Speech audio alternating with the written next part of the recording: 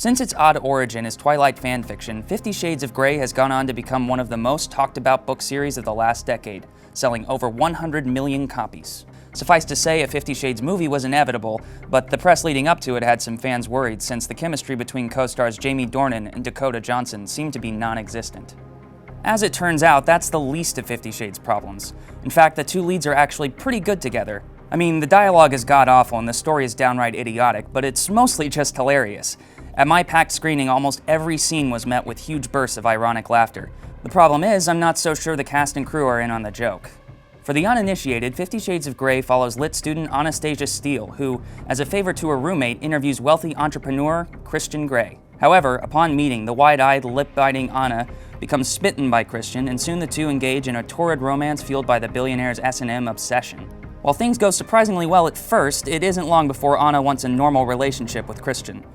What follows is a sluggish but occasionally engaging push and pull between two drastically different people. Like I said, as far as the casting goes, it could have been way worse. Johnson actually makes the whole thing pretty bearable thanks to her coy sense of humor. Meanwhile, Dornan is, well, he's handsome. Honestly, he's the weaker of the two leads, but his dynamic with Johnson is solid. If nothing else, both actors fully commit to their roles. There's also something to be said about 50 Shades' direction. Sam Taylor Johnson is probably best known for her striking visual artwork, so it comes as no surprise that her sleek, minimalist style here is one of the highlights. Unfortunately, the subject matter lacks the energy and shock value it needs.